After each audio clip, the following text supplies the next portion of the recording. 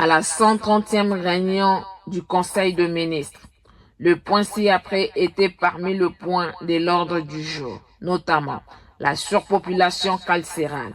Cela est dû à un taux élevé de détenus préventifs que de condamnés. Le recensement et l'identification nationale, car depuis 4 décennies, le recensement et l'identification nationale n'ont pas été faits. La rationalisation des infrastructures, car la RDC doit avoir un nombre important des infrastructures rénovées à la taille de sa richesse. Le regroupement de ministères en secteurs, les ministères porteurs de croissance, les ministères d'appui et les ministères transversaux. La situation sécuritaire à l'est du pays et sur toute l'étendue de la RDC. La situation socio-économique nationale et la promotion de l'entrepreneuriat. Suivez. Chilombo a présidé ce vendredi 22 mars 2024 la 130e réunion du Conseil de ministres. 4 points étaient inscrits à l'ordre du jour, à savoir 1. Communication du président de la République, chef de l'État. 2. Points d'information. 3. Approbation d'un relevé des décisions du Conseil de ministres. Et 4 enfin, examen et adoption de textes. La communication du président de la République a porté essentiellement sur 3 points, à savoir 1. De la situation carcérale et de la nécessité de parachever les engagements du gouvernement.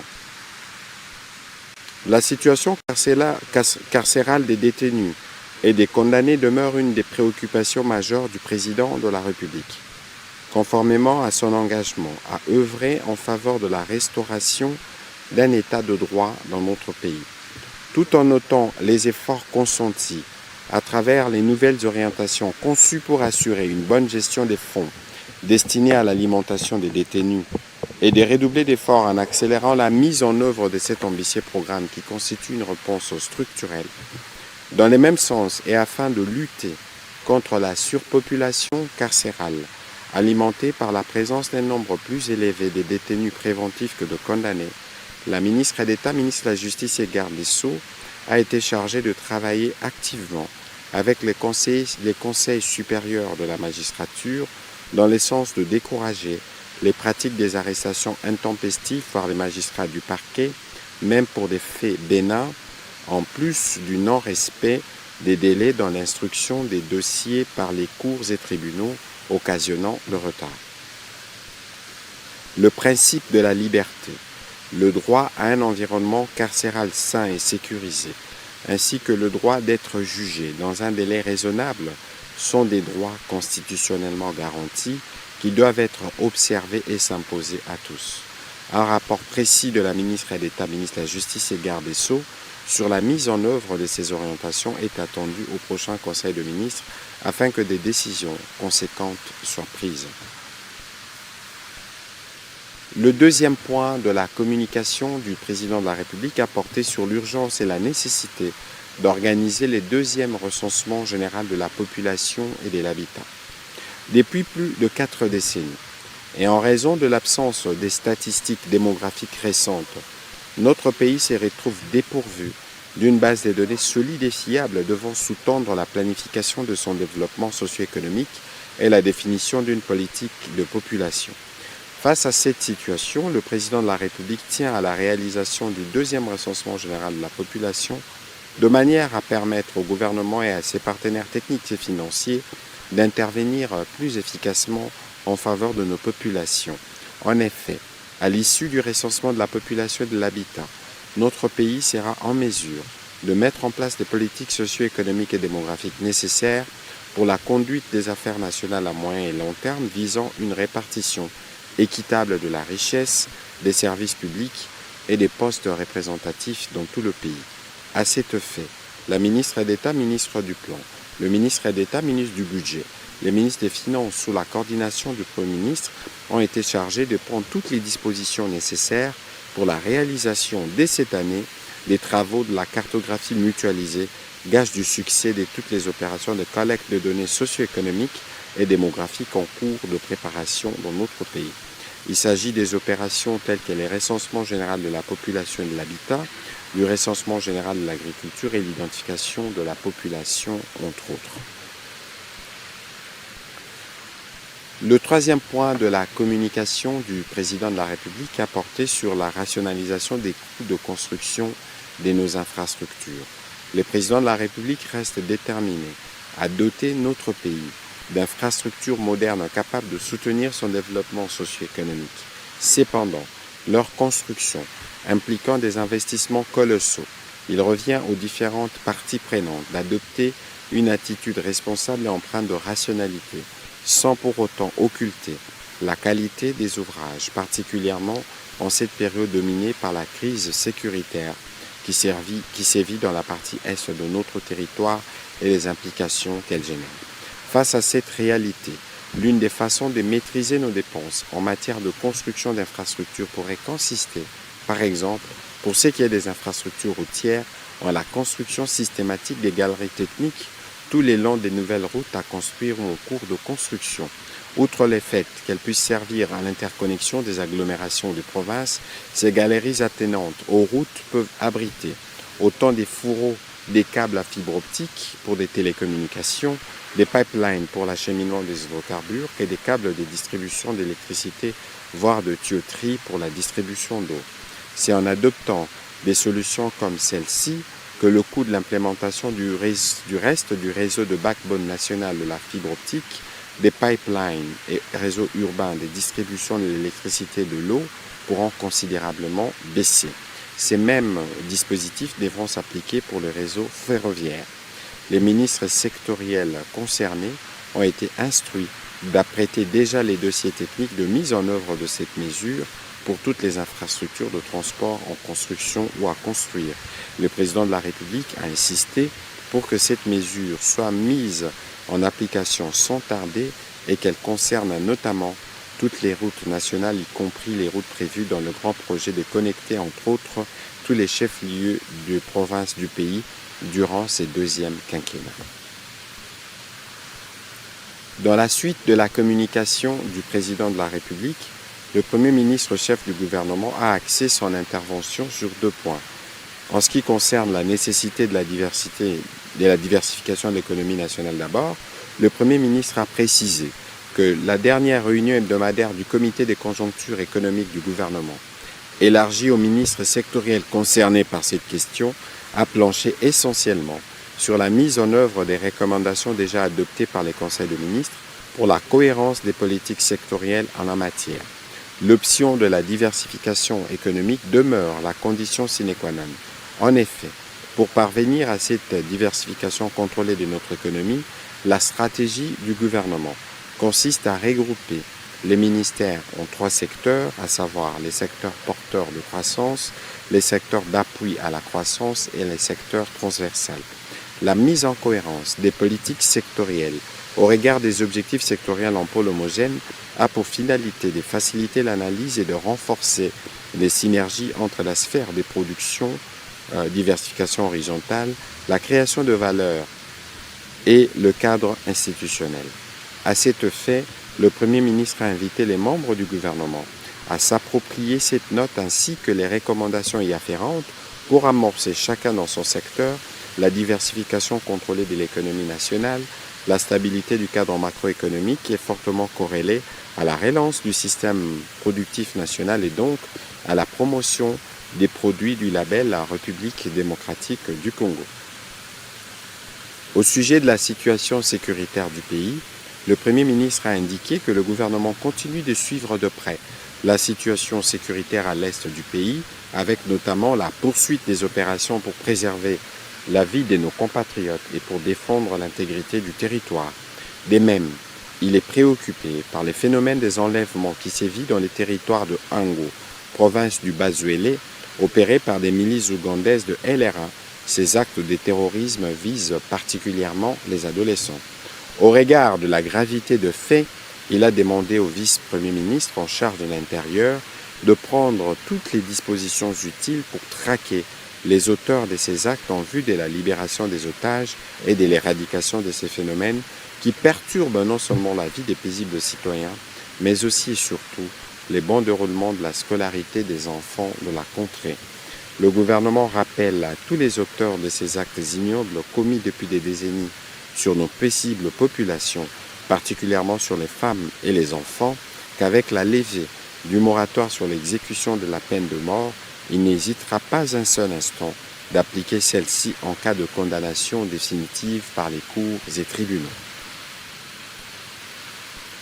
Au deuxième chapitre du Conseil de ministres de ce jour relatif au point d'information, le vice-premier ministre, ministre de l'Intérieur, a fait le point de l'état et de l'administration du territoire.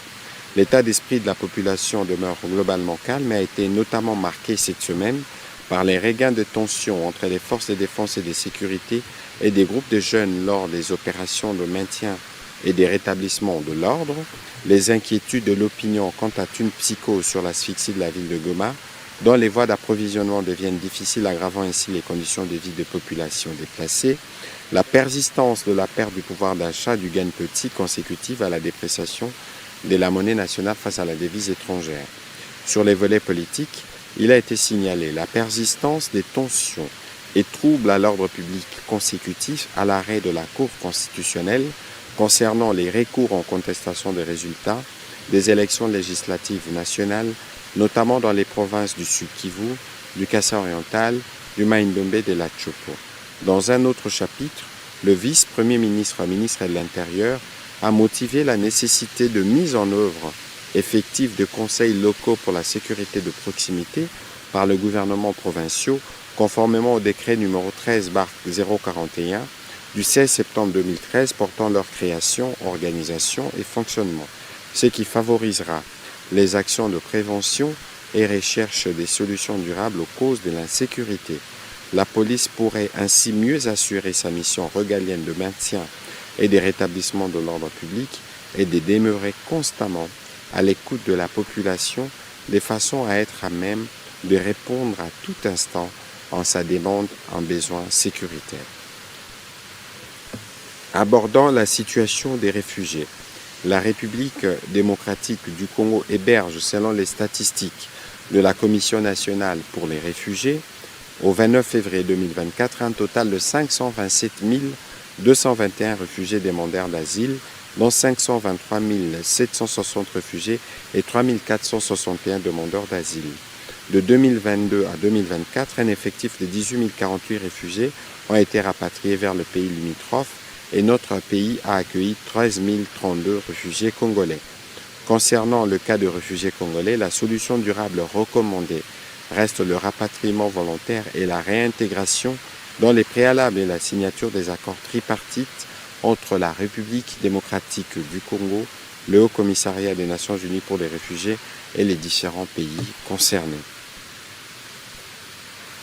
Dans les mêmes chapitres sécuritaires, le vice-ministre de la Défense nationale, représentant le vice-premier ministre en mission, a brossé la situation opérationnelle du pays ainsi que les actions menées par les forces armées de la République démocratique du Congo. Dans les secteurs Sokola 1 Grand Nord et Ituri, nos forces de défense et de sécurité sont engagées contre l'activisme accru des ADF-MTM et la récurrence des incursions de groupes armés communautaires, notamment le Codeco et Zaïre en Ituri. Dans l'ouest du pays, les opérations de traque et de rétissage se poursuivent contre les insurgés Mobondo.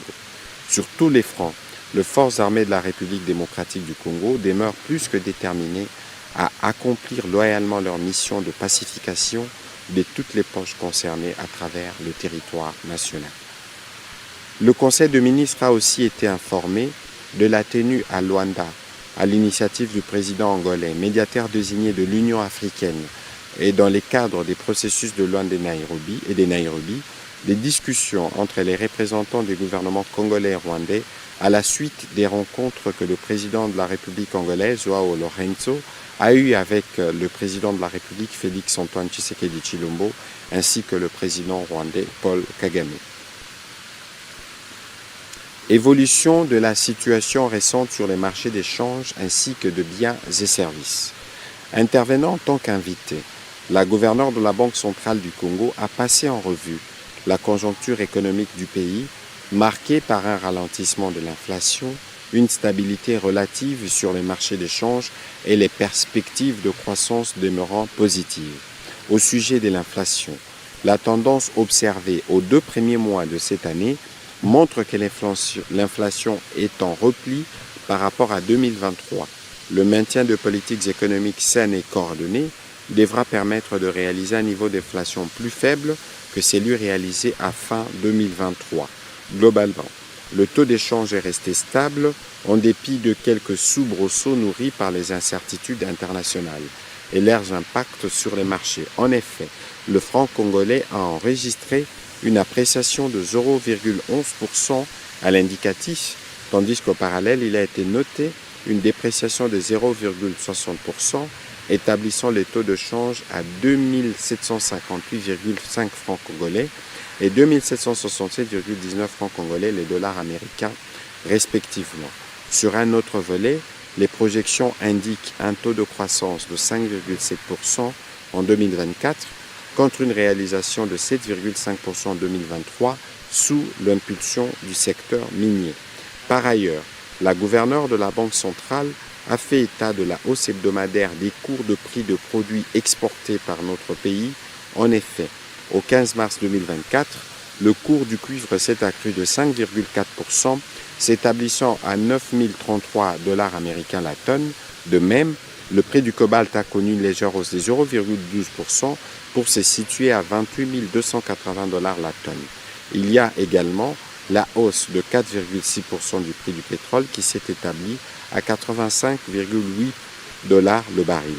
Considérant les facteurs de risque interne tels que les conséquences de l'inflation importée sur l'économie nationale et la persistance de la guerre dans la partie est du pays, la gouverneure de la Banque centrale du Congo a recommandé les maintiens et la mise en œuvre soutenue des mesures prises tant au niveau monétaire que budgétaire. Le Conseil a pris acte de cette information. Situation d'insécurité et de spoliation de biens dans les parcs agro-industriels de Bukanga-Lonzo. La ministre d'État, ministre du portefeuille, a présenté aux membres du Conseil la situation d'insécurité et de spoliation des biens dans les parcs agro-industriels de Bukanga-Lonzo. En effet, c'est depuis l'année 2022, avec les conflits ethniques entre les deux tribus Tekeyaka dans les provinces puis le Kwango, que l'insécurité règne dans cette zone du parc.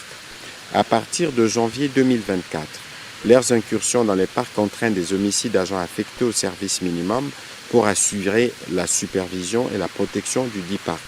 À cette insécurité grandissante s'ajoute la présence répétée de feux de brousse qui se sont déclarés à raison de l'avancée de la brousse, causant des dégâts au niveau des serres et des sémoires ainsi qu'à celui des entrepôts où sont logés les engins agricoles et plusieurs conteneurs. Il a été aussi rapporté que les magasins centrales du parc a été cassé, plusieurs biens ont été emportés. La ministre d'État, ministre du portefeuille, a motivé la nécessité pour le gouvernement d'agir rapidement afin de protéger les parcs agro-industriels de Bukanga-Lonzo, de sécuriser ses titres, ses travailleurs ainsi que ses biens. Avec son collègue ministre de l'Agriculture, qui l'a complété, ils ont suggéré au Conseil d'une part de diligenter une mission mixte sur le terrain pour une analyse approfondie de ces patrimoines de l'État, et c'est avant que le procès en cours arrive à son terme, et d'autre part, autoriser les paiements des arriérés couvrant plus de 30 mois de salaire en faveur du personnel du dit parc. Le Conseil a pris acte de ce rapport. Deux notes d'information du secteur des finances. Le ministre des Finances a présenté aux membres du Conseil deux notes relevant de son secteur. La première a concerné la préparation de la 3e édition de la conférence Risque Pays transformée en Forum économique de la République démocratique du Congo, FR.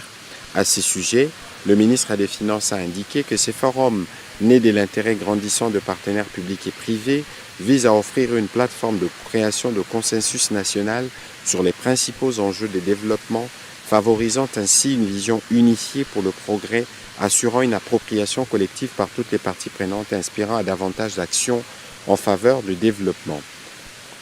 Pour la première édition prévue le 26 et le 27 juin 2024 au Centre financier de Kinshasa, plusieurs thèmes seront abordés et qui ont été déjà préidentifiés, notamment sur la macroéconomie, les climats des affaires, l'agro-industrie, l'assainissement, ainsi que d'autres secteurs.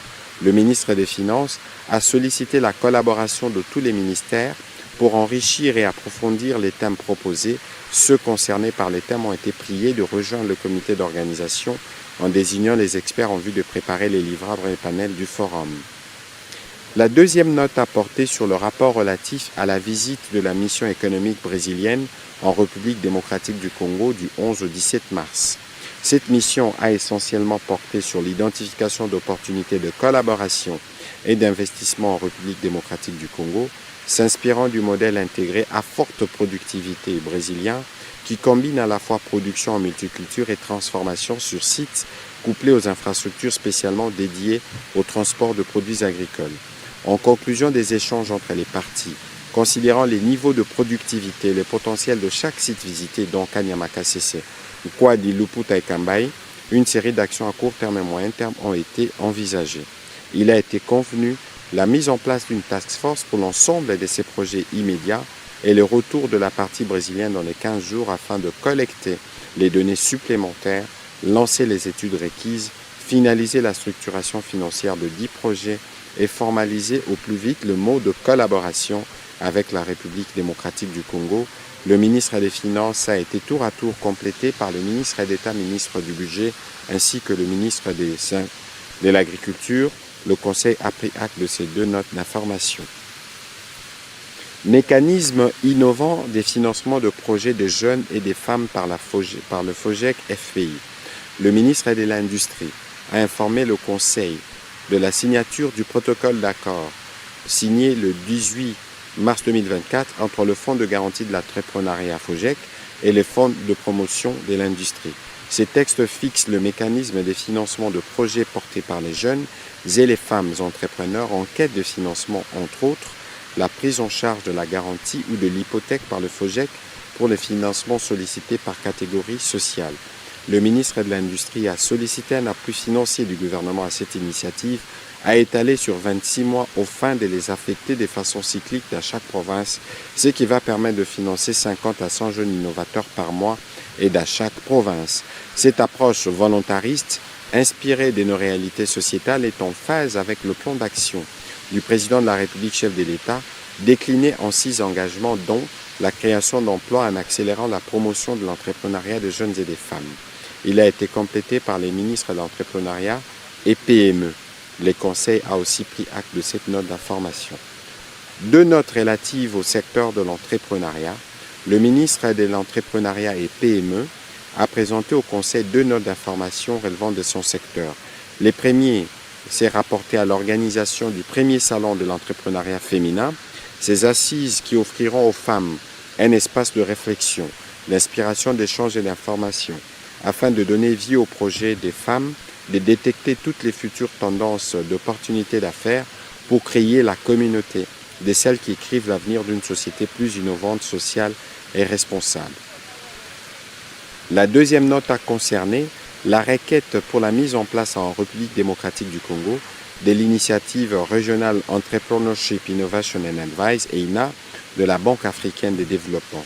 Les ministres des PME a insisté sur la nécessité de saisir cette réelle opportunité pour appuyer le gouvernement dans la conception, la mise en œuvre et l'évaluation des politiques et programmes d'appui à l'entrepreneuriat et au développement de très petites et moyennes entreprises.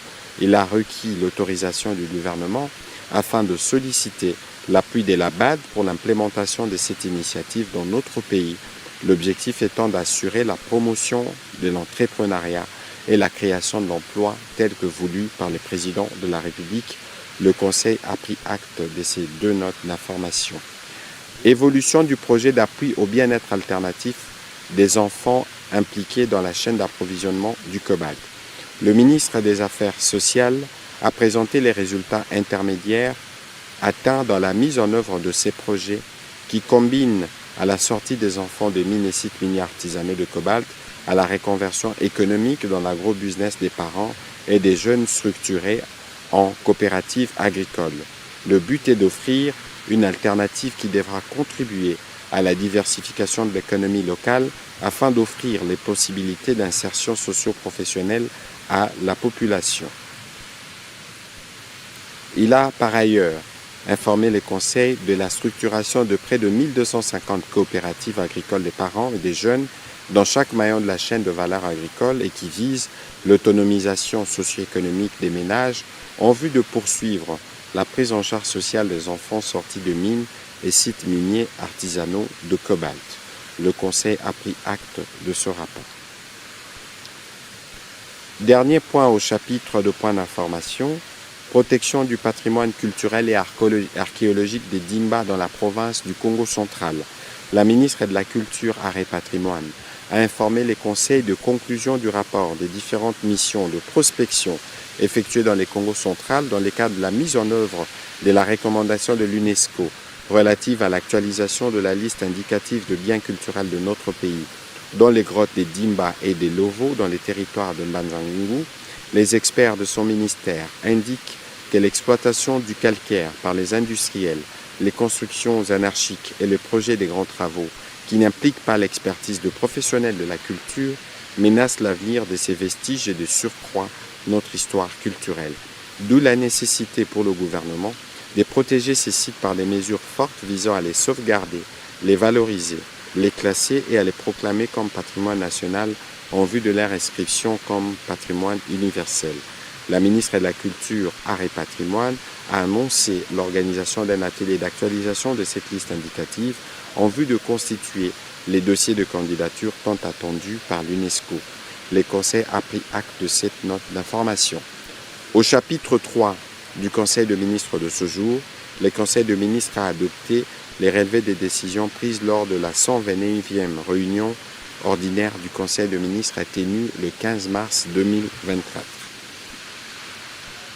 Au dernier chapitre du Conseil de ministres de ce jour, relatif à l'examen et à l'adoption de textes, un texte, projet d'ordonnance-loi portant pour autorisation de la prorogation de l'état de siège, la ministre d'État, ministre de la Justice et garde-sceaux a soumis au Conseil le projet d'ordonnance-loi autorisant la prorogation de l'état de siège dans les provinces de l'Ituri et du Nord Kivu pour une période de 15 jours prenant cours le 28 mars 2024. Après débat et délibération, le Conseil a adopté ces projets d'ordonnance-loi. Commencée à 15h05, la réunion du Conseil de ministres a pris fin à 20h33. Je vous remercie.